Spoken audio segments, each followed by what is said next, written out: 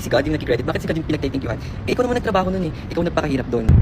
Isang vlogger ang nag-trending dahil ang kanyang paniniwala na hindi galing sa Diyos ang kanyang mga natatamasa kundi sa pamamagitan ng kanyang sariling sikap. Sana all po, grabe talaga si Lord magbigay, no? Sobra-sobra, sana ako din sa susunod. Nag-reply siya, ay di po galing kay Lord yan, galing po yan sa hard work ko. Panoorin natin kung bakit ganito ang kanyang mga sinasabi. Kasi napansin ko dito sa Pilipinas, whenever you get your achievement, whenever you reach your goal, bakit naging si God yung nag-credit? Bakit si God yung pinagtitinkyuhan? Eh, ikaw naman nagtrabaho nun eh. Ikaw nagpakahirap doon, di ba? It's your goal, it's not God's goal. So, bakit si God yung pinicredit natin? That's so unfair, di ba? So, I just want to tell you guys that God is not a giver. He is a guide. Guide lang siya sa mga gusto natin. So, bakit si God yung iti-thank you nyo? Tingin ba natin magagawa natin lahat ng achievement na yan kung hindi dahil sa Diyos, kung hindi niya tayo binigyan ng buhay? Oo, tayo ang kumikilos physically para ma-achieve ang mga goal natin. Pero pagkatandaan mo, wala ka kahit isa na idala dito sa mundong ito nung ikaw ay pinanganak. Yan lang hangin na hinihinga mo ngayon, galing yan sa Diyos. Yang buhay mo, yang kalakasan mo, yang pag-iisip mo, lahat ng yan ay galing sa Diyos kung bakit kailangan natin siyang pasalamatan. Pero alam nyo, mahirap talaga magpasalamat sa Diyos kung hindi mo kilala ang tunay na Diyos na dapat bigyan ng kapurihan at pasasalamat. Kung sa magandang nangyayari sa buhay mo, hindi ka na makapagpasalamat sa Diyos. Lalo pa pag may dumating na masama sa buhay mo, baka lalo mo pang sisihin ng Diyos. Job chapter 1 verse 21. And said, naked came I out of my mother's womb, and naked shall I return thither. The Lord gave, and the Lord hath taken away. Blessed be the name of the Lord. Kaya pakaingat ka kaibigan sa iyong sinasabi, dahil ang Diyos ang nagbibigay at siya rin ang kaya kumuha. Dahil maliwanag dyan na kahit ano ay wala tayong dinala sa mundong ito. Wala tayong bitbit nung tayo ay pinanganak. Kaya hindi mo pwede sabihin na guide lang siya at hindi siya giver. Tandaan mo, lahat ng meron sa mundong ito, siya ang may gawa. Meron naranasan na ba yung may binigyan kayo ng tao ng blessings sa sasabihin, thank you God? Bakit thank you God? Galing sa'yo yun, di ba?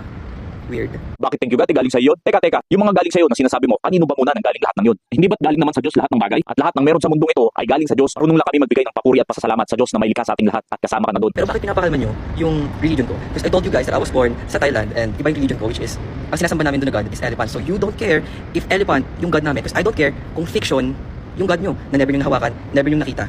Kasi yung elephant sa amin nakakatulong sa bansa namin. Eh yung fictional yung na gods. Genesis chapter 1 verse 26, and God said, let us make man in our image after our likeness, and let them have dominion over the fish of the sea, and over the fowl of the air, and over the cattle, and over all the earth, and over every creeping thing that creepeth upon the earth. Tayong mga tao ay nilikha tayo na higit kaysa sa mga hayop para sila ay ating sambahin. Binigyan tayo ng authority ng Diyos na tayo dapat ang mas ahead sa mga hayop. Pero sasambahin natin ang mga hayop. Baka naman tayong mga Pinoy, o kayong mga Pinoy, masyado lang kayong obsessed kay God. We all know naman na human-made lang yung mga God na yan, sinulat sa libro. At iba-iba yung God ng iba't ibang bansa. So there's thousands of gods and you don't even know kung anong God yung tama doon. Hindi mo nga alam kung tamang Diyos ba yung sinasamba mo. Ang Diyos na aming kinikilala ay nakasulat sa Bible at ang kanyang luklukan ay nasa langit. At ang Bible lang naman ay ang pinakamaraming prophecy na natupad na. At wala kang ibang makikitang libro o babasahin na nakahula na sa mangyayari sa hinaharap na sobrang accurate at sobrang precise. At ang Bible lang ang nakagawa niyan. Dahil yan ay salita ng Diyos. Ang Diyos na kinikilala namin ay hindi gawa-gawa lamang at hindi rin inimbento ng kahit na sinong tao. Dahil siya ang Diyos na may lalang sa atin, sa iyo at sa buong sanlibutan. Alam mo kung paano malalaman kung tama o totoo yung Diyos na sinasamba mo? Pag nalaman mo ang katotohanan pagdating sa buhay. Ang reality ng buhay na isang araw, tayong lahat dito ay papanaw. At ang Diyos na aming kinikilala ay may pangako na pagtapos dito sa bundong ito ay may buhay na walang hanggan. Eh yung elepante, anong pangako niyan sa mga tao?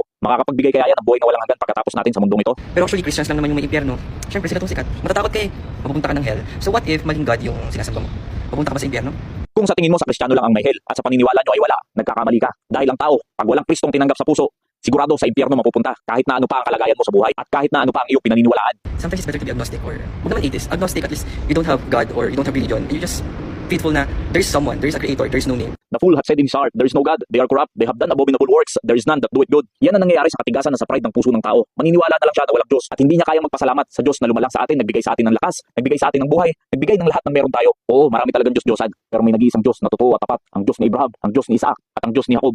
Yan ang Diyos na pinaniniwalaan namin, yan ang Diyos na dapat nating paniwalaan. Ito ang sinasabi ng Bible, Deuteronomy chapter 8 verse 11, mag-ingat ka na baka iyong malimutan ang Panginoon mong Diyos sa hindi mo pagtupad ng kanyang mga utos at ng kanyang mga kahatulan at ng kanyang mga palatuntunan na aking inuutos sa iyo sa araw na ito. Mga kapatid ko sa pananampalataya, pinapaalalahanan tayo ng Biblia na tayo ay mag-ingat sa ating sarili, sa ating mga tinatamasa, sa ating mga nakukuha, sa mga nararanasan natin, mga achievements, at sa lahat ng mga blessings nating natatanggap. Bakit ba tayo pinaalalahanan? In verse 12, baka pagka ikaw ay nakakain at nabusog at nakapagtayo ng mapuputing bahay at iyong natahanan, kasi minsan tayo mga tao, pag tayo ay overflowing na sa blessing, minsan nakakalimutan tayo sa Diyos. Nung walang-wala tayo, pray tayo ng pray, pero nung dumating na ang blessing ng Panginoon, bigla tayo makakalimot sa Kanya. Kaya yan yung paalaala sa atin na baka tayo pag nakakain na at nabusog na, makakalimutan na natin bigla ang Panginoon. At ito, ang delikado. In verse 17, at baka iyong sabihin sa iyong puso, aking kapangyarihan at ang lakas ng aking kamay ang siyang nagbigay sa akin ng kayamanang ito. Dito tayo mag-ingat, yung darating na tayo sa point natin na dahil sa dami nating tinatamasa sa mundong ito, nakakalimutan na natin ang Diyos. At magyayabang na tayo sa ating sarili at sasabihin natin lahat ng kayamanang ito ay dahil sa akin, kaya naging ganito ang buhay namin dahil sa sarili kong kakayanan at hindi na dahil sa Diyos. Kaya sa taong ito na nakakapagsabi ng ganyan sa Diyos, kaibigan, mag-ingat ka sa mga susunod mong bibitawan na salita sa Diyos. Dahil ang Diyos ay hindi nagpapabiro. Mga kapatid, pag-pray natin ang taong ito na isang araw ay palambutin ng Diyos ang kanyang puso at makilala niya ng totoo ang ating Diyos at magsisi sa kanyang mga kasalanan at sumampalataya para magkaroon din siya ng buhay na walang hanggan. Maraming salamat po and God bless you all.